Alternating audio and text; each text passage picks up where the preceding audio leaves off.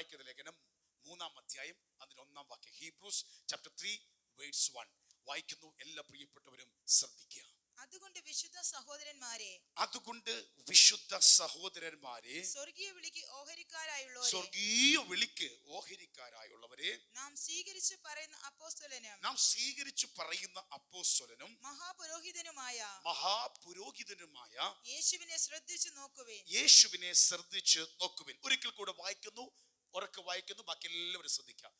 അതുകൊണ്ട് വിശുദ്ധ സഹോദരന്മാരെ സ്വർഗീയ വിളിക്ക് ഓഹരിക്കാരായുള്ളവരെ നാം സ്വീകരിച്ചു പറയുന്ന അപ്പോസ്തലനും മഹാപുരോഹിതനുമായ യേശുവിനെ ശ്രദ്ധിച്ചു നോക്കുവിൻ. ഹല്ലേലൂയ. ഞാൻ മറ്റ് മലയാളം ട്രാൻസ്ലേഷനിൽ വായിക്കുന്നു, വിശുദ്ധ സഹോദരങ്ങളെ, നമ്മുടെ അപ്പോസ്തലനും മഹാപുരോഹിതനുമായി നാം ഏറ്റുപറഞ്ഞിരിക്കുന്ന യേശുവിൽ നിങ്ങളുടെ ശ്രദ്ധ കേന്ദ്രീകരിക്കുക. യേശുവിൽ നിങ്ങളുടെ കണ്ണ് വേറെങ്ങും പതിയരുത്. എവിടെ പതിയണം? യേശുവിൽ. അതായത് യേശുവിനെ ശ്രദ്ധിച്ചു നോക്കുവിൻ. നിങ്ങളുടെ ശ്രദ്ധ ആരിൽ കേന്ദ്രീകരിക്കണം? യേശു ക്രിസ്തുവിൽ കേന്ദ്രീകരിക്കണം. ഇന്ന് ദൈവാത്മാവിൽ ഞാൻ നിങ്ങളോട് സംസാരിക്കുന്നത്, നമ്മുടെ നോട്ടം, നമ്മുടെ കേന്ദ്രം, നമ്മുടെ ചിന്ത, നമ്മുടെ കണ്ണുകൾ പതിയേണ്ടത്, നാം കേന്ദ്രീകരിക്കേണ്ട ജീവിതം യേശു ക്രിസ്തുവിൽ ആയിരിക്കണം. ആ ജീവിതമാണ് ക്രിസ്തുവിലുള്ള ജീവിതം. നോട്ടം മാറരുത്. മനോഹരമായി യശയാപ്രവചനത്തിൽ പ്രവാചകൻ പറയുന്നു, യെശയ്യാവ് 45:22, യെശയ്യാ 45:22, യെശയ്യാവ് 45:22 പറയുന്നു, ലുക്ക് ടു മീ. വായിച്ച മലയാളത്തിൽ, സകല ഭൂവാസികളുമായുള്ളവരെ എങ്കിലേക്ക് തിരിഞ്ഞു രക്ഷപ്പെടുവിൻ. എങ്കിലേക്ക് നോക്കി രക്ഷപ്പെടുവിൻ. ഞാനല്ലാതെ വേറൊരു ദൈവമില്ലല്ലോ. സകല ഭൂസീമവാസികളുമായുള്ളവേ, ഈ ഭൂമിയിലുള്ള സകല മനുഷ്യരുമേ, എല്ലാരോടോ പറയുന്നേ, ആരിലോട്ട് നോക്കുക? എന്നിലേക്ക് നോക്കുക. നോക്കിയാൽ നീ എന്ത് ചെയ്യും? രക്ഷപ്പെടും. നോക്കിയാൽ എന്ത് ചെയ്യും? രക്ഷപ്പെടും. അപ്പൊ അതിന്റെ അർത്ഥം തിരിച്ചിട്ടാലോ, നോട്ടം മാറിയാൽ, നോട്ടം പതറിയാൽ, ഈ ക്രിസ്തുവിൽ കേന്ദ്രീകരിക്കാതിരുന്നാൽ എന്തു വരും? അതിന്റെ ഓപ്പോസിറ്റ്, രക്ഷപ്പെടാൻ സാധ്യതയില്ല. ഹല്ലേലൂയ. ഇപ്പൊ നമ്മുടെ ജീവിതത്തിൽ ഇനി എല്ലാവരും ശ്രദ്ധിച്ചേ, ഡിസ്ട്രാക്ട് ആകാൻ, അപ്പൊ ശ്രദ്ധ കേന്ദ്രീകരിക്കുക എന്ന് പറഞ്ഞാൽ ഒരിടത്ത് തന്നെ എന്ത് ചെയ്യുക? നമുക്ക് അങ്ങനെ പറ്റുമോ? ഇല്ല. ഇപ്പൊ തന്നെ സ്വാഭാവികം, എല്ലാവരും അങ്ങനെ, ആരെയും പറ്റില്ല. ഇപ്പൊ ഞാൻ അപ്പുറത്ത് അവിടെ ഇരുന്നാലും അങ്ങനെ തന്നെ ആയിരിക്കും. കുറേ നേരം നിങ്ങൾ എന്നെ ശ്രദ്ധിക്കും, കുറച്ച് കഴിഞ്ഞ് എന്ത് ചെയ്യും? കണ്ണു പതറും. എല്ലാവർക്കും ഉള്ളതാ. നമുക്കൊരു സമയത്ത് ഒത്തിരി നേരം പറ്റത്തില്ല. എന്നാൽ വേറെ ചില കാര്യങ്ങളിൽ നമ്മൾ എന്ത് ചെയ്യും? നിങ്ങൾ ഇതേ സമയത്ത് കല്യാണത്തിന് പോയിരിക്കും എന്ന് വെച്ചോ, നിങ്ങളുടെ കണ്ണ് സ്റ്റേജ് എന്ന് പറയത്തില്ല, അല്ല, മൊത്തം ആ ഡ്രസ് ഇട്ട പെൺകുട്ടിക്ക് ഈ സാരിക്കകത്ത് എത്ര മുത്തുണ്ടെന്ന് അറിഞ്ഞില്ലേലും നിങ്ങൾ നോക്കിയിട്ട് 1 മണിക്കൂർ കഴിഞ്ഞ് പറയും എത്ര മുത്തുണ്ടെന്ന് പറയും. അപ്പൊ ചില കാര്യങ്ങൾ നമ്മൾ എന്ത് ചെയ്യും? കണ്ണ് പതിയത്തില്ല. ചെറുക്കനും പെണ്ണിനും തമ്മിൽ 1 ഇഞ്ചിന്റെ കുറവുണ്ടെങ്കിൽ ആ 1 ഇഞ്ചെങ്കിൽ നിങ്ങൾ പറയുന്ന കറക്റ്റ്. ചിലപ്പോൾ അവരായിരിക്കും പിന്നെ ചിന്തിക്കുമോ, ഞങ്ങൾ തമ്മിൽ 1 ഇഞ്ചിന്റെ കുറവുണ്ടോ കൂടുതലുണ്ടോ എന്ന്. സ്വാഭാവികം. നമ്മളിപ്പോൾ ഞാൻ അത് കുറ്റമായിട്ടല്ല പറയുന്നത്, അത് മനുഷ്യൻ അങ്ങനെയാണല്ലോ. അങ്ങനെ ഒരു വിചാരവും വികാരവും ഒക്കെ ഉള്ള ജീവിയായിട്ട് മനുഷ്യനെ നിശ്ചയിക്കും. അപ്പൊ നമുക്ക് ചില കാര്യങ്ങൾ നമുക്ക് എന്ത് ചെയ്യാൻ പറ്റും? ശ്രദ്ധ കേന്ദ്രീകരിക്കാൻ പറ്റും. ഓക്കെ. അപ്പൊ നമ്മള് പെട്ടെന്ന് ഡിസ്ട്രാക്ട് ആകാൻ സാധ്യത ഉള്ളൊരു ലോകത്താണ് നമ്മൾ ജീവിക്കുന്നത്. ഞാൻ അതിലേക്ക് വരാൻ വന്നില്ല, ശ്രദ്ധിച്ചോ. അധികം ഒന്നിലേക്ക് നമ്മളെ ഡിസ്ട്രാക്ട് ആക്കാൻ, നമ്മളെ ക്രിസ്തുവിൽ നിന്നും ദൈവത്തിൽ നിന്ന് തിരിക്കുന്ന ചില കാര്യങ്ങളാണ് നിങ്ങൾ തിരിച്ചറിയണം. ഒന്ന്, നമ്മുടെ സാഹചര്യങ്ങൾ, നമ്മുടെ സാഹചര്യങ്ങൾ, ജീവിതത്തിന്റെ ഭാരങ്ങളാകാം, സാമ്പത്തിക പ്രഷറുകളാകാം, ഹെൽത്ത് ഇഷ്യൂ, ആരോഗ്യപരമായ ബുദ്ധിമുട്ട്, ഇതൊക്കെ നമ്മുടെ ജീവിതത്തിൽ വരുമ്പോൾ അത് നമ്മുടെ സാഹചര്യങ്ങളാണ്. സാമ്പത്തികമായതൊക്കെ, ജീവിതത്തിന്റെ ഭാരങ്ങൾ, രോഗത്തിന്റെ അവസ്ഥകൾ, ഇതൊക്കെ നമ്മുടെ ചുറ്റുമുള്ള നമ്മുടെ സാഹചര്യങ്ങളാണ്. ഈ സാഹചര്യങ്ങൾ നമ്മളെ എന്താക്കും? പറ, ഡിസ്ട്രാക്ട് ആക്കും അല്ലേ? ആ സാഹചര്യം ഉണ്ടെങ്കിലും ഇതകത്തോട്ട് കയറിയാൽ ഇവിടെ നിന്ന് ഞാൻ എത്ര പറഞ്ഞാലും ഇവിടെ എത്ര സാക്ഷ്യം പറഞ്ഞാലും നിങ്ങളുടെ ഉള്ളിൽ എന്ത് ചെയ്യും? ശ്രദ്ധ കേന്ദ്രീകരിക്കാൻ പറ്റും. പാസ്റ്റർ ഇതൊക്കെ പറഞ്ഞാൽ 1 മണി 1:30 കഴിഞ്ഞ് ഞാൻ എൻ്റെ വീട്ടിലോട്ടല്ലേ പോകുന്നത്. ഡിസ്ട്രാക്ട്. ഞാനിത് ഈ ദൂത് പറയുമ്പോൾ എൻ്റെ ശരീരത്തിൽ വേദന ഉണ്ടല്ലോ. മനുഷ്യനെ സാഹചര്യം നമ്മൾ എന്ത് ചെയ്യും? ഡിസ്ട്രാക്ട്. ഇനി 2, നമ്മുടെ ശ്രദ്ധ മാറ്റും. ശരിയല്ലേ? ഇങ്ങനൊരു അനുഭവം നമുക്കുണ്ടെങ്കിൽ നമ്മുടെ ജീവിതത്തിൽ എന്തുണ്ടാവും? ശ്രദ്ധ തിരിക്കും. 2, നമ്മുടെ പാസ്റ്റ്, നമ്മുടെ പഴയ ചില അനുഭവങ്ങൾ, അതും നമ്മുടെ എന്ത് ചെയ്യും? ശ്രദ്ധ മാറ്റും. പണ്ട് പറ്റിപ്പോയ പരാജയങ്ങൾ, പണ്ടുണ്ടായ വേദനകൾ, അല്ലെങ്കിൽ ചെയ്തു കൂട്ടിയത് ദൈവം ക്ഷമിച്ചു എന്ന് നമുക്ക് തോന്നിയാൽ തന്നെ ഞാൻ അങ്ങനെയൊക്കെ ചെയ്തല്ലോ, പ്രവർത്തിച്ചല്ലോ, ഇങ്ങനെയൊക്കെ ചിന്തകൾ കൊണ്ടുവന്ന് കഴിഞ്ഞ നാളുകൾ, അതായത് കഴിഞ്ഞ നാളെന്ന് പറഞ്ഞാൽ ഇന്നത്തെ ഈ തൊട്ട് മുമ്പുള്ള സംഭവം വരെ നമ്മൾ മുതൽ ബാക്കിലോട്ട്. ഇപ്പൊ ഒരാൾ ഇങ്ങോട്ട് വണ്ടിയിൽ വന്നു, ബസ്സിൽ വന്നു, കാര്യങ്ങൾ വന്നു, കണ്ടക്ടറായിട്ട് ഓട്ടക്കാരായിട്ട് എന്തെങ്കിലും ഒന്ന് പറഞ്ഞാൽ, അല്ലെങ്കിൽ എന്തെങ്കിലും ഒന്ന് ചൂടായി, അല്ലെങ്കിൽ എന്തെങ്കിലും ഒന്ന് സംസാരിച്ചു, അങ്ങോട്ട് മാറിക്കും ഇങ്ങോട്ട് മാറിക്കും എന്ന് പറഞ്ഞാൽ, ബസ് ഇങ്ങോട്ട് വന്നിരിക്കും, ഇച്ചിരി അങ്ങോട്ട് മാറിക്കും, ഇങ്ങോട്ട് ഒതുങ്ങിയിരിക്കും എന്നൊക്കെ പറഞ്ഞാൽ നമ്മൾ ഇവിടെ വന്നിരുന്നാലും എന്തോ ചിന്തിച്ചോണ്ടിരിക്കും. അപ്പൊ ഈ പ്രസൻസ് ഇറങ്ങുമ്പോഴും പാടുമ്പോഴും ആരാധിക്കുമ്പോഴും നമ്മുടെ മൈൻഡ് എന്ത് ചെയ്യും? എന്നാൽ അങ്ങനെ പറഞ്ഞല്ലോ, എന്നാലും എൻ്റെ സ്കൂട്ടർ വന്നപ്പോൾ അവനെന്തിനാ അങ്ങനെ പറഞ്ഞു, ഞാൻ ബൈക്ക് ഓടിച്ചോണ്ട് വന്നില്ല, ഞാൻ ബൈക്ക് ആ കാറുകാരൻ എന്നെ വരക്കുറഞ്ഞ് എന്തിനാ, ഞാൻ കറക്റ്റ് വഴിയിലില്ലേ വന്നേ. ഇതൊക്കെ ഇത് പിശാചിന്റെ തന്ത്രമാണ്. ഞാൻ നിങ്ങൾക്ക് പറഞ്ഞ് മനസ്സിലായി. അപ്പൊ പാസ്റ്റ് എന്ന് പറഞ്ഞാൽ ഇപ്പൊ ഇവിടെ ഇരിക്കുമ്പോൾ ഇതിന് 10:30 ആണെങ്കിൽ 10:30 മുമ്പ് മുതൽ സംഭവിച്ചതെല്ലാം നിങ്ങളുടെ ജീവിതത്തിനകത്ത് എന്തുണ്ടാവും? അസ്വസ്ഥ ഉണ്ടാകും. പരാജയമാകാം, വേദനയാകാം, കാര്യങ്ങളാകാം. അപ്പോഴും നിങ്ങളുടെ ഡിസ്ട്രാക്ട് ആവും. ക്രിസ്തുവിൽ ശ്രദ്ധ കേന്ദ്രീകരിക്കാൻ പറ്റുമോ? പറ്റത്തില്ല. നമ്മുടെ ജീവിതത്തിൽ പറ്റിപ്പോന്നതാ. ഒന്ന് നമ്മുടെ സാഹചര്യം, ആ സാഹചര്യം നമ്മളെ വല്ലാതാക്കും. 2, നമ്മുടെ പാസ്റ്റ് പഴയത്, ദൈവമക്കൾ വിടുതൽ പേരിന്റെ പേര്. 3, നമ്മുടെ ഫീലിംഗ്, നമ്മുടെ വികാരങ്ങൾ, അത് ഭയങ്കര വിഷയം. ഇതുണ്ടെങ്കിൽ ഒരിക്കലും ശ്രദ്ധ കേന്ദ്രീകരിക്കാൻ പറ്റത്തില്ല. അത് നമ്മുടെ ആങ്സൈറ്റി ആകാം, ഡൗട്ട് ആകാം, ഫിയർ ആകാം, പല ഇതൊന്നിങ്ങനെ മൂട് മാറുന്ന പോലെ മാറിക്കൊണ്ടിരിക്കും. വീട്ടിൽ പ്രാർത്ഥനയും നടക്കത്തില്ല, നമ്മുടെ ജീവിതത്തിലും നടക്കത്തില്ല. എല്ലാ കർത്താവിന്റെ നിറം വന്നാലും മീറ്റിങ്ങിന് വന്നിരുന്നാലും നമുക്കിത് ചെയ്യാൻ സമയം. നമ്മുടെ ഫീലിങ്സ്, അപ്പൊ നമ്മുടെ ഫീലിങ്സും നമ്മുടെ പഴയ പാസ്റ്റുകളും നമ്മുടെ സാഹചര്യം സർക്കംസ്റ്റൻസും ഒക്കെ നമ്മുടെ ക്രിസ്തുവിൽ നിന്ന് കേന്ദ്രീകരിക്കുന്നതിൽ നിന്നും നമ്മളെ ഡിസ്ട്രാക്ട് ആക്കി മാറ്റിക്കളയും. അപ്പൊ ഇന്ന് നിങ്ങൾ മനസ്സിലാക്കേണ്ട ഒരു കാര്യം, ഉദാഹരണം ഞാൻ വെച്ച് പറയാം, അപ്പൊ പിന്നെ കുഴപ്പമില്ലല്ലോ. ഒരാൾ വന്നു, എല്ലാ ആഴ്ചയിലും വരെ ഞാൻ ഒരാളെ ചിരിച്ചു. അന്നത്തെ ദിവസം മീറ്റ്, അന്ന് ഭയങ്കര വിടുതലിറങ്ങാൻ നിൽക്കുന്ന ദിവസമായിരിക്കേ. അത് ശ്രദ്ധിക്കണം, അന്ന് ഏറ്റവും വിടുതലിറങ്ങാൻ നിന്ന് ആ വ്യക്തിയെ ദൈവം തൊടുന്ന ദിവസം അന്നായിരിക്കും പാസ്റ്റർ ചിരിച്ചു കാണത്തില്ല. കയറി വന്നപ്പോൾ ഞാൻ കണ്ടു കാണാം, ഞാൻ ചിരിച്ചു കാണത്തില്ല. അങ്ങനെ ഉള്ളപ്പോൾ മനസ്സിലാക്കണം, അന്നാ നിങ്ങളുടെ വീട്ടിൽ ഭയങ്കര വിടുതൽ നടക്കാൻ പോകുന്നത്. ആ വിടുതൽ നടക്കുന്ന ദിവസം ദൂതിറങ്ങാൻ പോവാ, ദൈവാത്മ തൊടാൻ പോവാ. പക്ഷേ പുള്ളിക്കാരൻ എന്നെ നോക്കി ചിരിച്ചില്ല. പിന്നെ ഈ 3 മണിക്കൂർ മനസ്സിൽ എന്തോ ഇരിക്കുന്നത്, ഇവിടെ യേശു ഇറങ്ങിയെന്ന് പറഞ്ഞാലും ദൂതൻ ഇറങ്ങി തൊട്ടെന്ന് പറഞ്ഞാലും നിങ്ങളുടെ മനസ്സ് ഫീലിങ്സിന്റെ അകത്ത് ഡിസ്ട്രാക്ട് ആകുക. എന്താ പറ്റുന്നതെന്നറിയാമോ? നിന്റെ ലൈഫിൽ വന്നു വീരേണ്ട വചനവും നിന്നെ തൊടേണ്ട ആത്മസാന്നിധ്യത്തിൽ നിന്നും ഡിസ്ട്രാക്ട് ആക്കിയാണ്. ഞാനൊരു എക്സാമ്പിൾ പറഞ്ഞതേ ഉള്ളൂ കേട്ടോ, മനസ്സിലാവാൻ വേണ്ടി ഒരു എക്സാമ്പിൾ പറഞ്ഞു. അങ്ങനെ കാണാൻ വരുമ്പോൾ മനസ്സിലായിക്കോണം, അഥവാ അങ്ങനെ വന്നാൽ തന്നെ മനസ്സിലായിക്കോണം, അത് അന്ന് നമ്മുടെ വീടുതൽ ഇറങ്ങി. അങ്ങനെ ഏതെങ്കിലും വീട്ടിലോട്ട് അനുഭവത്തിൽ കൂടെ അങ്ങനെ മീറ്റിംഗിൽ കയറി വരുവാണെങ്കിൽ അന്ന് കുറച്ചും കൂടെ സജീവമായിക്കോ, അന്നൊരു കെട്ടുപൊട്ടാനുണ്ട്. കാരണം നമ്മളെ ഡിസ്ട്രാക്ട് ആക്കിയാൽ വന്നു വീരേണ്ട വിത്ത് വഴിയരികിൽ വീഴും. കാരണം അകത്ത് കറക്റ്റ് സ്ഥലത്ത് വീണാൽ ഇത് 100 മേനി കൊയ്യും.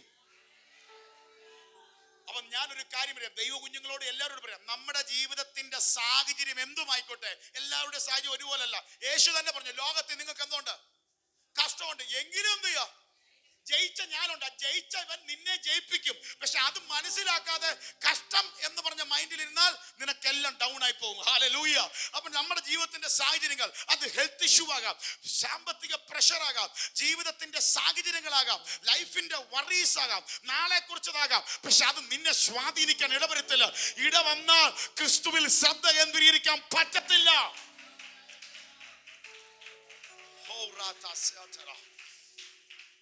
അതുപോലെ നമ്മുടെ ആർക്കാ ബുദ്ധിമുട്ടില്ലാത്ത, ആർക്കാ വേദനയില്ലാത്ത, ആർക്കാ മുറിവില്ലാത്ത? ഒരാളെന്ന് വെച്ചാൽ പാസ്റ്റർ എനിക്ക് ഭയങ്കര മുറിവ്. നിനക്ക് മുറിവുള്ളതുപോലെ എല്ലാവർക്കും മുറിവുണ്ട്. ഒരാൾക്കാന്ന മുറിവില്ലാത്ത, ഒരാൾക്കാന്ന വേദനയില്ലാത്ത, ഒരാൾക്കാന്ന സ്നേഹം കിട്ടാത്ത. നമ്മുടെ ജീവിതത്തിൽ പലതും സംഭവിച്ചിട്ടുണ്ട്. അത് ഒന്നീ നമ്മുടെ കയ്യെ കുഴപ്പം കൊണ്ടോ അല്ലാതോ എന്തോ ആയിക്കോട്ടെ, ആ ചിന്തകൾ അകത്ത് കയറി നമ്മളിൽ പിശാച് ചെയ്യുന്ന പണി ക്രിസ്തുവിൽ നിന്ന് ശ്രദ്ധ കേന്ദ്രീകരിക്കാൻ മാറുക, നമ്മളെ മാറ്റുക. കണ്ണങ്ങോട്ട് നോക്കാൻ സമ്മതിക്കത്തില്ല. അതാ പൗലോസ് പറയുന്നത്. ഞാൻ അതിലേക്ക് വരാം. നമ്മുടെ പഴയ ഫാസ്റ്റ് ചിന്തകൾ അവരത് പറഞ്ഞു, ചിന്തിച്ചു. എന്റെ ജീവിതത്തിൽ ഇങ്ങനെ അടിക്കടി ഉണ്ടാവട്ടെ, വേദന ഉണ്ടാവാം, സംഭവിക്കും. ലോകത്തിലല്ലേ ജീവിക്കുന്നത്, വീണ്ടെടുക്കപ്പെടാത്ത പൈശാചിക സ്വാധീനമുള്ള ഈ ലോകത്തെ നമ്മൾ താമസിക്കുന്നേ. പക്ഷെ നമ്മുടെ ജീവിതത്തിൽ വന്നു വീരേണ്ട അനുഗ്രഹത്തെ പഴയ ഓർമ്മകൾ കയറി വന്ന് നമ്മൾ ക്രിസ്തുവിൽ ശ്രദ്ധ കേന്ദ്രീകരിക്കാൻ പറ്റാതായാൽ അത് നമുക്ക് ബുദ്ധിമുട്ടുണ്ടാവും. അതുപോലെ ഞാൻ നേരത്തെ പറഞ്ഞു, നമ്മുടെ ഫീലിങ്സ് ഏറ്റവും വലിയ വിഷയം. ഫീലിങ്സ് പിശാച് ദൈവമക്കൾ ഉൾപ്പെടെ ആത്മാവിൽ സത്യത്തിലും ആരാധിക്കുന്ന, അഭിഷേകത്തിൽ മുന്നേറുന്ന, അത് ഏത് അനുഭവം ഒന്നുമല്ല, അവരെ വരെ വീഴ്ത്തുന്ന ഒറ്റ കാര്യമാണ് ഒരു ഫീലിങ്സ്. ആ ഫീലിങ്സിൽ വന്നാൽ ഒരു പ്രാവശ്യം നമ്മൾ ആ ഫീലിങ്സിൽ ബുദ്ധിമുട്ട് കാണിച്ചാൽ പിശാച് അറിയാം ഇത് മതി ഇവന്റെ ജീവിതത്തിൽ ഉണ്ടില്ല. ഞാൻ പണ്ട് എപ്പോഴും പറയുന്ന ഒരു ഉദാഹരണം, നിങ്ങൾക്ക് ചില ഉദാഹരണം പറയുമ്പോൾ നിങ്ങൾക്ക് മനസ്സിലാവാൻ വേണ്ടിയാ. ഈ പണ്ട് ഈ കള്ളന്മാർ ഒത്തിരി വർദ്ധിച്ചപ്പോൾ വന്നപ്പോ പണ്ട് നമ്മുടെ വീട്ടിലല്ല അങ്ങനെ ഇത്തിരി പട്ടികൾ വരാൻ തുടങ്ങി. എന്നാ പിന്നെ പട്ടിയോടുള്ള സ്നേഹം കാരണം പട്ടിയെ വളർത്തുന്നത് ഇപ്പോഴാ, ഈ കുറച്ച് നാളായതുകൊണ്ട്. എന്തുവാ? പട്ടിയോടുള്ള സ്നേഹം കാരണം പട്ടിയെ വളർത്തുന്നത്. പണ്ട് അങ്ങനല്ല. എന്തിനാ വളർത്തുന്നത്? വീടുക, ഒന്നാം സ്ഥാനം വീട്, പിന്നെയുള്ള ബാക്കിയുള്ള വേസ്റ്റ് കഴിക്കുക എന്നുള്ളത്, ഫുഡ് കഴിക്കുക. ഒന്നാം സ്ഥാനം എന്താ? വീട്. അപ്പൊ കള്ളന്മാര് കയറാൻ തുടങ്ങിയപ്പോൾ അന്ന് എന്ത് ചെയ്തു? പട്ടിയെ എല്ലാം ശക്തമായിട്ട് പട്ടിയെ വളർത്തും. പക്ഷെ കള്ളൻ അതിനും വലിയ ബുദ്ധിയാണ്. കള്ളൻ ഒരു കാര്യം മനസ്സിലായി, ഈ വീട്ടിൽ കാണണമെങ്കിൽ പട്ടിയുടെ ശ്രദ്ധ മാറ്റിയാൽ മതി. പട്ടിയുടെ അപ്പം കള്ളൻ വരുന്ന സ്കൂട്ടറും പിച്ചാത്തിയും ആമറും ഒക്കെ കട്ടറും ഒക്കെ കൊണ്ടുവരുന്നതിന് മുമ്പേ ആദ്യം ഒരു കാര്യം കൂടെ അവന്റെ കവറിൽ കാണും. എന്തോ കാണും? മനസ്സിലായി കാണും. ഇറച്ചിക്കടയിൽ നിന്ന് 2 എല്ലും ഇറച്ചിയും. അവൻ ഗേറ്റിന്റെയും മതിലിന്റെ ഫ്രണ്ടിൽ നിന്ന് ഈ സാധനം എടുത്ത് പട്ടിക്ക് ഇട്ട് ഒറ്റ കിടന്നു. പട്ടി അതും കടിച്ചോണ്ട് എന്ത് ചെയ്യും? ഒറ്റ ബാക്കിൽ പോയിരുന്ന് കഴിക്കും. കേറാനുള്ള കള്ളന് സുഖമായിട്ട് അപ്പം അതും കൊണ്ടുപോകും. എന്നാൽ അതില്ലെങ്കിൽ ഇവനെ കടിച്ചു കീറും. ഞാൻ ശ്രദ്ധിച്ചോ? ആ എല്ല്, ആ മാംസം പട്ടിക്ക് കൊടുത്തില്ലെങ്കിൽ എപ്പോൾ ഇവൻ മതിൽ ആടുന്നോ അപ്പം ഈ പട്ടി അവനെ എന്ത് ചെയ്തിരിക്കും? കടിച്ചിരിക്കും. പക്ഷെ ആ കടിക്കാണ് അവനെ നിർത്തിയത്. പക്ഷെ അത് വരാതെ ഈ സാധനം ഇട്ടം കൊടുത്തു. ഇവൻ അതും കൊണ്ടുപോയി മറ്റവൻ കേറി. ഇത് തന്നെയാണ് ആത്മീയ മണ്ഡലത്തിൽ സംഭവിക്കുന്നത്. ഒരു ഫീലിംഗ്, ഒരു മൂഡ് മാറി. ഇതെന്തുകൊണ്ടും കിട്ടാൻ മതി. പിന്നെ അങ്ങ് ഇതാവും. നമുക്ക് അനുഭവിക്കേണ്ടത് നമുക്ക് എന്ത് ചെയ്യാൻ പറ്റത്തില്ല, അനുഭവിക്കാൻ പറ്റത്തില്ല. കാരണം ഇത് എഴുതാൻ കാരണം എന്താണെന്നറിയാം? ഈ എബ്രായ യഹൂദ മതത്തിൽ നിന്ന് വിശ്വാസത്തിൽ വന്ന ദൈവകൂട്ടരാണ് എബ്രായ വിശ്വാസികൾക്ക് ഈ ലേഖനം എഴുതുന്നത്. ഇവർക്കൊരു അബദ്ധം പറ്റി. ഇവർ വിശ്വാസത്തിൽ വന്ന് കുറച്ചുനാൾ കഴിഞ്ഞ് ഇച്ചിരി പീഡയും ബുദ്ധിമുട്ടൊക്കെ വന്നപ്പോൾ ക്രിസ്തുവിനെ വിട്ടിട്ട് ക്രിസ്തുവിനേക്കാൾ മറ്റു പലതിനും 1ാം സ്ഥാനം കൊടുക്കാൻ തുടങ്ങി. തലയായ ക്രിസ്തുവിൽ നിന്ന് ശ്രദ്ധ കേന്ദ്രീകരിച്ചു. ആചാരങ്ങള്, അനുഷ്ഠാനങ്ങള്, ദൂതന്മാര്, പഴയ നിയമത്തിലെ വ്യക്തികള്, ഇതിലോട്ടൊക്കെ എന്ത് ചെയ്തു? 1ാം സ്ഥാനം കൊടുത്തു. അതാ എബ്രായർ 1 പറയുന്നു, യേശു കർത്താവ് ദൂതന്മാരെക്കാൾ വലിയവൻ. കുറച്ച് കഴിഞ്ഞപ്പോൾ ദൂതന്മാർക്ക് ഭയങ്കര പ്രാധാന്യം കൊടുക്കാൻ തുടങ്ങി. ദൂതന്മാർ ആരാധിക്കാൻ വരെ തുടങ്ങി. അല്ല അല്ല അല്ല, അതിനും മേതെയാണ് ആര്? യേശു. ആരാ ദൂതന്മാര്? ബൈബിൾ തന്നെ പറയുന്നുണ്ട്. 1:14 എബ്രായർ 1:14. അവരൊക്കെയും രക്ഷ പ്രാപിപ്പാനുള്ളവരുടെ ശുശ്രൂഷയ്ക്ക് അയക്കപ്പെടുന്ന സേവകാത്മാക്കളല്ലയോ? നമുക്ക് വേണ്ടി അയക്കുന്ന മിനിസ്ട്രിങ് സ്പിരിറ്റാ. രക്ഷിക്കപ്പെടാനുള്ള നമ്മുടെ സഹായത്തിനായി അയക്കുന്നവരാ ദൂതന്മാര്. ഹല്ലേലൂയ. അതാ ബൈബിൾ പറഞ്ഞ തന്റെ ഭക്തന്മാർക്ക് ചുറ്റും അവൻ ദൂതന്മാർ പാളയം ഇറങ്ങി തന്റെ ജനത്തെ വിടുവിക്കുന്നു. നീ കുടുക്കിലാകുമ്പോൾ, നീ വേദനയിലാകുമ്പോൾ നിനക്കായി ഇറങ്ങി വന്ന് വിടുവിക്കുന്ന ദൈവത്തിന്റെ ദൂതന്മാർ ചലിക്കും. പക്ഷെ ഒരു കാര്യം മനസ്സിലാക്കണം, എബ്രായർ 1:4 മുതൽ വായിക്കുമ്പോൾ അവൻ ദൂതന്മാരെക്കാൾ ശ്രേഷ്ഠൻ, അത്യുന്നതൻ, പുത്രൻ അത്യുന്നതനാ. എബ്രായരുടെ വിശ്വാസിയാണ്, രക്ഷിക്കപ്പെട്ടെ, സ്നാനപ്പെട്ടെ, സഭയിൽ ആരാധിക്കുന്നേ, പക്ഷെ ശ്രദ്ധ മാറി. ആരേന്ന് മാറി? ക്രിസ്തുവിന്ന് മാറി.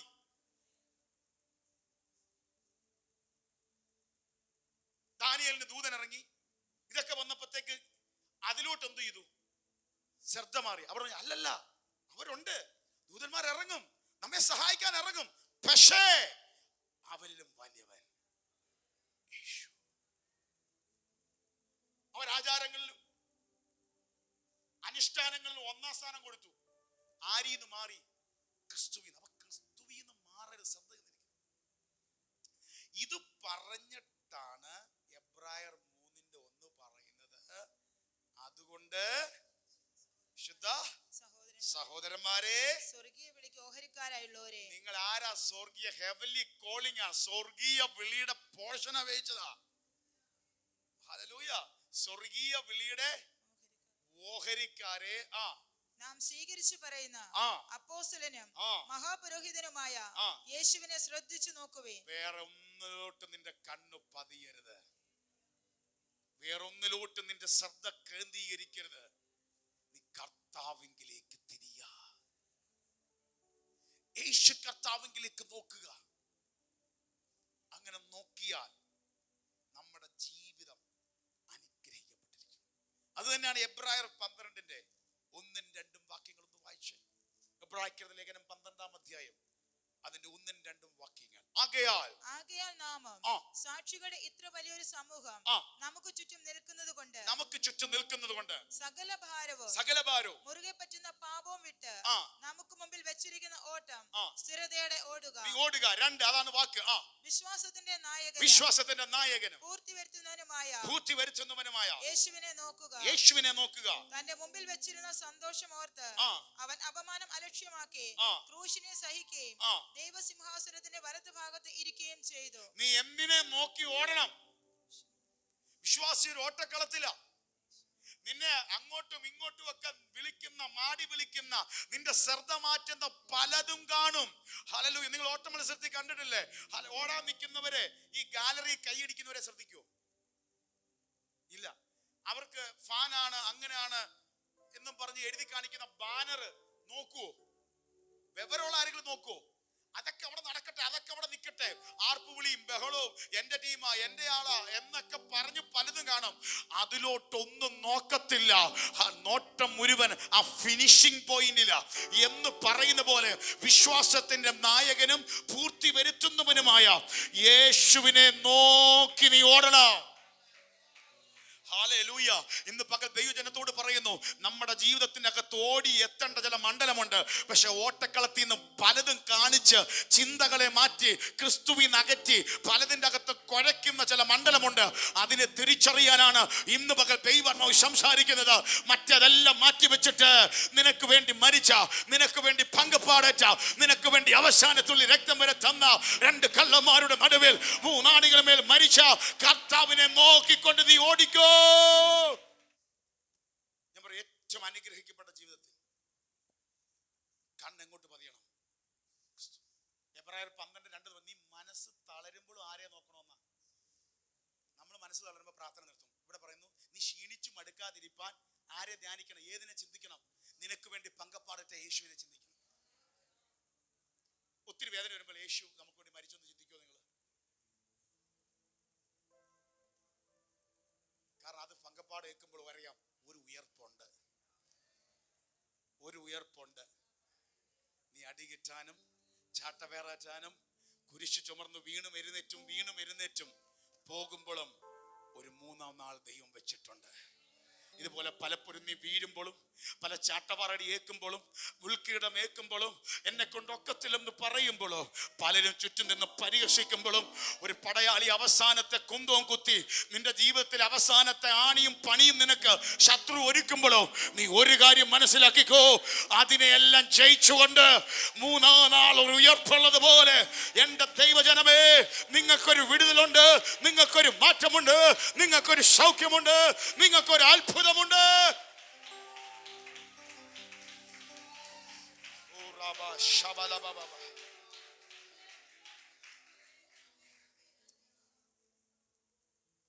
പ്രാർത്ഥിക്കുന്ന രണ്ടൊന്ന് കാര്യം എന്ന് പറയാം. യേശുവിലേക്ക് ശ്രദ്ധ കേന്ദ്രീകരിച്ചില്ലെങ്കിൽ എന്താ പറ്റുന്നത്, കേന്ദ്രീകരിച്ചാൽ എന്താ പറ്റുന്നത്, അതും ശ്രദ്ധിക്കാം. യേശുവിൻ നമ്മുടെ കണ്ണ് പതറുമ്പോൾ ഒന്ന്, നമ്മൾ പലതിലും മുങ്ങിപ്പോവും. പലതിലും എന്ത് ചെയ്യും? എത്തേണ്ടടുത്ത് എത്താതെ, അനുഭവിക്കേണ്ടത് അനുഭവിക്കാതെ നാം എന്ത് ചെയ്യും? മുങ്ങിപ്പോവും. യേശുവിന്ന് കണ്ണ് മാറുമ്പോൾ, പതറുമ്പോൾ, ഡിസ്ട്രാക്റ്റഡ് ആക്കുമ്പോൾ മുങ്ങിപ്പോവും. ഇറങ്ങിയത് നല്ലതിനാ, പക്ഷെ എന്ത് ചെയ്യാൻ പറ്റും? മുങ്ങിപ്പോവും. ഏറ്റവും നല്ല ധാരണ ശ്രദ്ധിക്കണം. മത്തായി 14:22 ഒന്ന് ശ്രദ്ധിച്ചേ. മത്തായി, അത് എല്ലാവർക്കും അറിയാവുന്നൊരു വചനം, ഒന്ന് വേഗത്തിൽ വായിച്ചാൽ അതിന്റെ വേണ്ട ഭാഗം മാത്രം ഞാൻ എടുത്ത് ശുശ്രൂഷിക്കാം.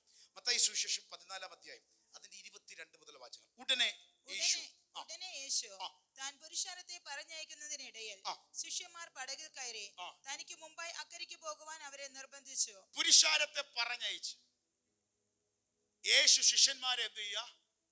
നിർബന്ധിക്കുക. നിങ്ങൾ എന്ത് ചെയ്യണം? പടകിൽ കയറി അക്കരയ്ക്ക് പോകാം. പുരുഷാരത്തെ പറഞ്ഞയക്കുക എന്ന് പറഞ്ഞാൽ അവിടെ ഒരു അത്ഭുതം നടന്നു. 5 അപ്പവും 2 മീനും കൊണ്ട് അനേക ആൾക്കാർക്ക് എന്ത് ചെയ്തു? പോഷിപ്പിച്ചു. അനേകർ തിന്ന് തൃപ്തരായി. അപ്പൊ അതിനുശേഷം പുരുഷാരത്തെ പറഞ്ഞു വിട്ട് ശിഷ്യന്മാരോട് പറഞ്ഞു, നിങ്ങൾ അക്കരയ്ക്ക്. അപ്പം പോകാൻ ഇവർക്ക് അത്ര മനസ്സില്ല. അതുകൊണ്ട് യേശു എന്ത് ചെയ്തത്? നിർബന്ധിച്ചു. അവിടെ ആ അത്ഭുതമൊക്കെ നടന്ന് കിട്ടിയ അപ്പമൊക്കെ കൊട്ടക്കത്തൊക്കെ നിറച്ച് ആൾക്കാരോടൊക്കെ ഹായ് ബായി ഒക്കെ പറഞ്ഞ് നിൽക്കാൻ ഒരു എന്തുണ്ട്? സന്തോഷമുണ്ട്. ഹല്ലേലൂയ. പണ്ട് ഈ പകരില്ല, എന്നാലും നമ്മളെ കാണുന്നില്ല. പണ്ട് ഈ ചിലരുണ്ട്, ചിലര് ഈ ആശീർവാദം പറയാൻ ഇങ്ങനെ കാത്തു നിൽക്കും. ആമീൻ എന്ന് പറയും, അവർ പെട്ടെന്ന് പോകും. പക്ഷെ പിന്നെ മനസ്സിലായി ഇവര് പോത്തുമില്ല. മേളിയുണ്ട്. മേളി ആൾക്കാരോടൊക്കെ സംസാരിച്ച കാര്യങ്ങളൊക്കെ സംസാരിച്ച് പിന്നെ അരമണിക്കൂർ എടുക്കും പോകാൻ. പക്ഷെ ഇവിടെ ആമീൻ പറയുന്നതിന് മുമ്പ് എന്ത് ചെയ്യും? ചാടും. ഹല്ലേലൂയ. അപ്പൊ അതുപോലെ യേശു കർത്താവ് നിർബന്ധിക്കും. ഇവര് പോകുന്നില്ല. അതുകൊണ്ട് ഇവർക്ക് അവിടെ പോകാൻ താല്പര്യമില്ല. ഇവർക്ക് ഇവിടെ ആൾക്കാരോടൊക്കെ സംസാരിച്ചോണ്ടിരിക്കണം. അപ്പൊ യേശു നിർബന്ധിച്ചിട്ട് എന്തോ പറഞ്ഞു? അക്കരയ്ക്ക് പോകാൻ പറഞ്ഞു. എന്ത് ചെയ്യാൻ പറഞ്ഞു? നമുക്ക് അക്കരയ്ക്ക് പോകാം. അപ്പം നിർബന്ധിക്കുക എന്നർത്ഥം ഇവര് യേശു ഞങ്ങൾ ഇപ്പൊ കയറാം, ഞങ്ങൾ ഇപ്പൊ പടകി കയറാം, അങ്ങനെ ആയിരിക്കും മിക്കവാറും പറഞ്ഞത്. പക്ഷെ യേശു നിർബന്ധിച്ചു. കേറി. ഇനി ശ്രദ്ധിച്ചോ. അവൻ പുരുഷാരത്തെ പറഞ്ഞയച്ചിട്ട് പ്രാർത്ഥിപ്പാൻ തനിയെ മലയിൽ കയറിപ്പോയി. അതിനകത്ത് വേറൊരു കാര്യമുണ്ട്, വേറൊരു മർമ്മമുണ്ട്. ജീവിതത്തിന്റെ പല ലോകത്തിന്റെ മോഹത്തിൽ, ലോകത്തിന്റെ ബന്ധു ചാർച്ചക്കാരുടെ ഒക്കെ മധ്യത്തിൽ നിൽക്കുമ്പോൾ ദൈവം നിന്നെ വിളിക്കുന്നൊരു വിളിയുണ്ട്. ദൈവത്തിന്റെ നിയോഗത്തിനായി ഒരു പടകിൽ കയറി യാത്രയാകാൻ. നിനക്ക് പലപ്പോഴും അത് വിട്ടുവരാൻ മനസ്സുണ്ടാകത്തില്ലായിരിക്കാം. പക്ഷെ അതാ അബ്രഹാമിന്റെ സ്വജനത്തെ, പൃഥുഭവനത്തെ മറന്ന് ഞാൻ കാണിപ്പാനിരിക്കുന്ന ദേശത്തിലേക്ക് പോകുക. അങ്ങനെ കയറി വരാൻ നാം പലരും ഹല്ലേലൂയ പലതുമൊക്കെ ആലോചിച്ചാൽ പലതിലുമൊക്കെ കുടുങ്ങി കിടക്കേണ്ടവരാണ്. പലപ്പോഴും ദൈവാത്മാവ് നിയോഗിച്ച്, ദൈവാത്മാവ് ആലോചന പറഞ്ഞ്, ദൈവാത്മാവ് ബലപ്പെടുത്തി, ദൈവാത്മാവ് നന്മ തന്ന് അവന്റെ വിളിയുടെ പടകിൽ നമ്മെ കയറ്റി യാത്ര ചെയ്തു. വൈകുന്നേരമായപ്പോൾ ഏകനായി അവിടെ ഇരുന്നു. പടകോ കരവിട്ട് പല നാഴിക ദൂരത്തായി. പക്ഷെ യേശു കൂടെ പോയില്ല.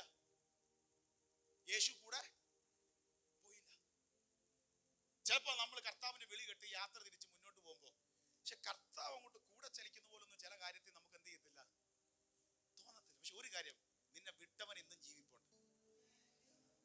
പൊയ്ക്കോ, അക്കരയ്ക്ക് പോകൂ എന്ന് പറഞ്ഞവൻ ഇന്നും എന്ത് ചെയ്യുന്നുണ്ട്? പ്രാർത്ഥിക്കുകയാണ്. കാറ്റ് പ്രതികൂലമാകൊണ്ട് തിരകളാൽ വലഞ്ഞിരുന്നു. രാത്രിയിലെ 4-ാം യാമത്തിൽ അവൻ കടലിന്മേൽ നടന്ന് അവരുടെ അടുക്കൽ വന്നു. ഭയങ്കരമായ കാറ്റടിച്ചു. ഇപ്പൊ പടകെല്ലാം മുങ്ങുന്ന അനുഭവം ഉണ്ടായി. യാമങ്ങൾ പലതുമായി. ഇപ്പോൾ 4-ാം യാമത്തിൽ ഒരു കാഴ്ച കാണുകയാണ്. എന്താണ്? അവൻ കടലിന്മേൽ നടന്ന് അവരുടെ അടുക്കൽ വന്നു. യേശു കടലിന്മേൽ നടന്ന് അവരുടെ അടുക്കൽ വന്നു. കഴിഞ്ഞ 3 യാമങ്ങൾ തണ്ടുവലച്ച് വലഞ്ഞിട്ടും യേശുവിന്റെ അനുഭവത്തെ കാണാൻ അവർക്ക് പറ്റിയില്ല. ഇന്ന് പകൽ ഒരു കാര്യം ഞാൻ പറയാം. ദൈവം വിളിച്ചിട്ടാണോ ഈ പടകിൽ കയറിയത്? ദൈവം വിളിച്ചിട്ടാണോ യാത്ര തുറഞ്ഞത്? ഇന്ന് പകൽ ദൂത് പറ. ചില യാമങ്ങൾ കഴിഞ്ഞു പോയാലും, ചില മാസങ്ങൾ കഴിഞ്ഞു പോയാലും, നിന്റെ ജീവിതത്തിൽ ആടി ഉലയുന്ന വിഷയത്തിന് എൻ്റെ ദൈവം ഒരു പരിഹാരം ഉണ്ടാക്കിയിരിക്കും. ഇന്ന് പകൽ ചിലതിനോടാണ് ദൈവാത്മാവ് പറയുന്നത്. അവർക്ക് പറയാം, എനിക്ക് വേണ്ടി കർത്താവ് ഇറങ്ങും, കർത്താവ് ഇറങ്ങും, കർത്താവ് ഇറങ്ങും. വിശ്വസിച്ച് പ്രാർത്ഥിച്ചോ, കർത്താവ് ഇറങ്ങും. 4-ാം യാമത്തിലാണെങ്കിൽ അവൻ ഇറങ്ങും.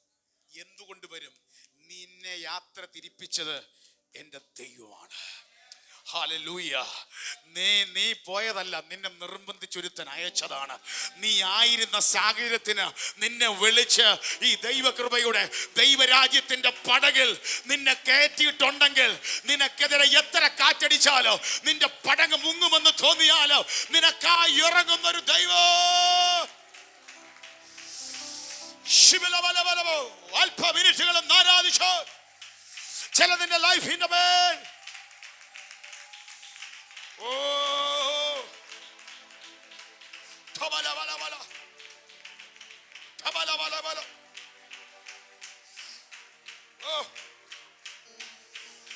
ശിവലാബ ഉഠാരാബാലാബ. Hallelujah, hallelujah. എന്തോ ആവർത്തിച്ച് കർത്താവിനോട് ഞാൻ പറയുന്നു, ചിലതിനു വേണ്ടി നാലായാമത്തിൽ ഇറങ്ങിയതുപോലെ ഇന്ന് പകൽ ആരാധിക്കുന്ന ദൈവ കുഞ്ഞ്, നിന്റെ ചില വിഷയത്തിനു വേണ്ടി ദൈവം ഈ ദിവസങ്ങളിൽ ഇറങ്ങാൻ പോകുകയാണ്.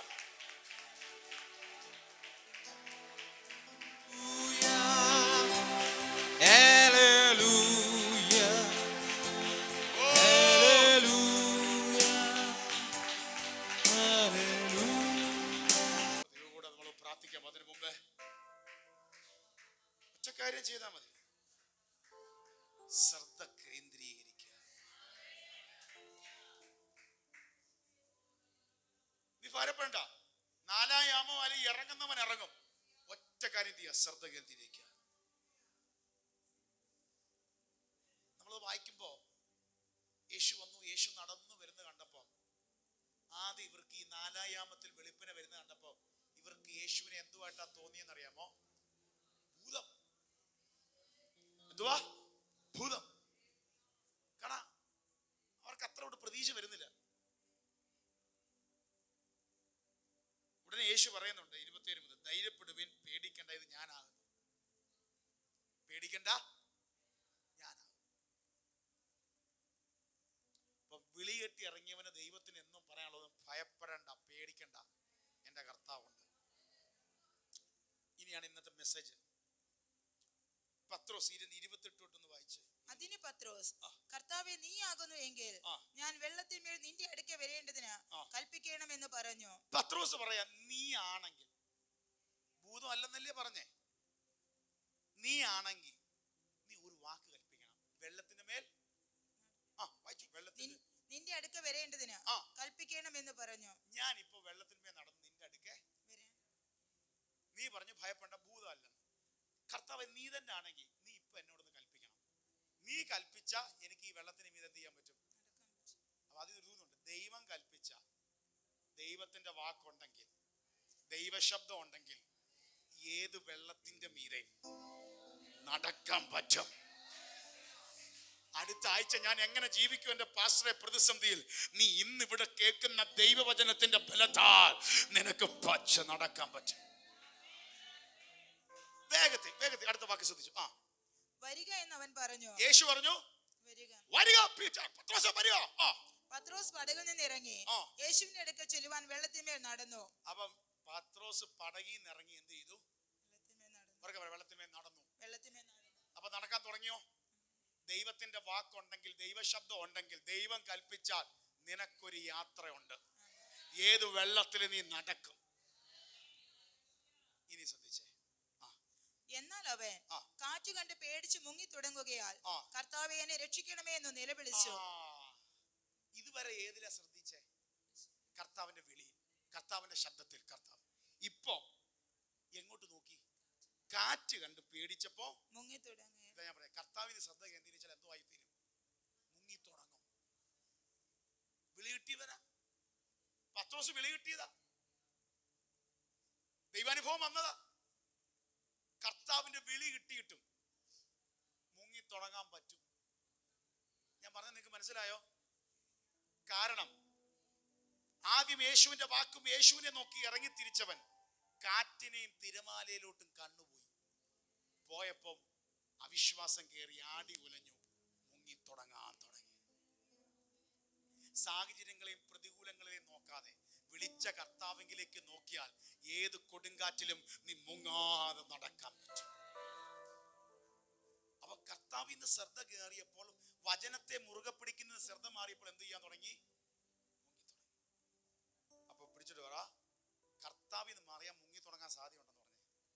കർത്താവിന്റെ വാക്ക് വിട്ടാൽ മുങ്ങി തുടങ്ങും. പാസ്റ്റർ, എനിക്ക് ദൈവവിളി കിട്ടിയതല്ലേ, ദൈവം പറഞ്ഞിട്ടല്ലേ ഞാൻ പടകിൽ കയറിയത്, ദൈവം പറഞ്ഞിട്ടല്ലേ ഞാൻ പടകിൽ നിന്ന് ഇറങ്ങിയത്, പിന്നെന്താ ഞാൻ മുങ്ങിയേ? ഇതാ വിഷയം, ഇതാ വിഷയം. ശ്രദ്ധ എന്ത് ചെയ്തു? മാറി. സത്യം പറഞ്ഞ മെസ്സേജ് തുടങ്ങാൻ പോകുന്നേ ഉള്ളൂ, പക്ഷെ ടൈം പോയി. ആത്മസാന്നിധ്യം നിന്ന് നിൽക്കുക. ഇത് മനസ്സിലാകാൻ ഞാനൊന്ന് പൂർത്തീകരിച്ചു. നിങ്ങൾക്ക് മനസ്സിലായി? ശ്രദ്ധ കേന്ദ്രീകരിക്കും. യേശുവിൽ ശ്രദ്ധ കേന്ദ്രീകരിച്ച നീ മുങ്ങാതെ മറുകര എത്തും. ഏത് കൊടുങ്കാറ്റിന്റെ മധ്യത്തിൽ നീ പിടിച്ചു നിൽക്കും. ഏത് അനുഭവത്തിൽ ലേറ്റായാലും നാഥൻ ഇറങ്ങി നിന്നെ വെടിവെക്കും. ഇപ്പൊ ഒരു തീരുമാനം എടുക്കണം. ശ്രദ്ധ മാറും. അവർക്ക് പറ, ശ്രദ്ധ മാറും. ശ്രദ്ധ മാറിയാൽ മുങ്ങു മാത്രമല്ല, കുഴയും. എന്തോ ചെയ്യും? കുഴയും. മാർത്ത മറിയ, ലാസറിന്റെ സഹോദരങ്ങളായ മാർത്ത മറിയയുടെ അനുഭവമാണ് ബെഥാനിയയില്. യേശു വന്നപ്പോ ഒരാൾ എന്ത് ചെയ്തു? മറിയ എന്ത് ചെയ്തു? കർത്താവിന്റെ കാൽക്കലിരുന്ന് വചനം കേട്ടു. ശ്രദ്ധ എങ്ങോട്ടായിരുന്നു? യേശുവിലേക്ക്. വേറെ ആളുണ്ട്, സഹോദരി, വലിയ കുറച്ചും കൂടെ നല്ല ആവേശമുള്ള ആളാണ്, നല്ല ആളാണ്. പക്ഷെ ഒരു കുഴപ്പമുണ്ട്, ഈ കാര്യങ്ങൾ വരുമ്പോ ശ്രദ്ധ എങ്ങോട്ട് എന്ത് ചെയ്യും? യേശു വന്നപ്പോ യേശുവിൽ നിന്ന് അങ്ങ് മാറി. പിന്നെ എന്തോ ആയി? വീട്ടിൽ ഫുഡ് ഉണ്ടാക്കാനായി. ബൈബിള് പറയുന്ന അവള് കുഴഞ്ഞു വന്നൊരു, കർത്താവെ ഞാൻ കുഴഞ്ഞു. അതാ പറഞ്ഞ, നീ പലതിനെയും ചൊല്ലി വിചാരപ്പെട്ടതുകൊണ്ട് നീ കുഴഞ്ഞു. പക്ഷെ വന്ന ഉടനെ ഒരാളുണ്ട്, ഓക്കെ എനിക്ക് ഫുഡ് തരുന്നത് രണ്ടാമത്തെ കാര്യം, പക്ഷെ എന്റെ പാദപീഠത്തിൽ ഇരുന്നവർ കുഴയുകയല്ല, അവൾ ബലപ്പെടുകയാണ്. Hallelujah, hallelujah. അതുകൊണ്ട് ഈ ദിവസങ്ങൾ കണ്ടോ, ഒരാൾ മുങ്ങാൻ തുടങ്ങുന്നു, ഒരാൾ കുഴയുന്നു. പക്ഷെ കർത്താവിലേക്ക് ശ്രദ്ധ തിരിച്ചാൽ നീ അനുഗ്രഹിക്കപ്പെട്ട അവസ്ഥയിലേക്ക്. ഈ ഒരു മിനിറ്റ് എനിക്കൊന്ന് സമർപ്പിക്കുന്ന സമയമാണ്. ഇനിയുള്ള മിനിറ്റ് ഒന്ന് സമർപ്പിച്ച് നമ്മൾ ആരാധിക്കുക.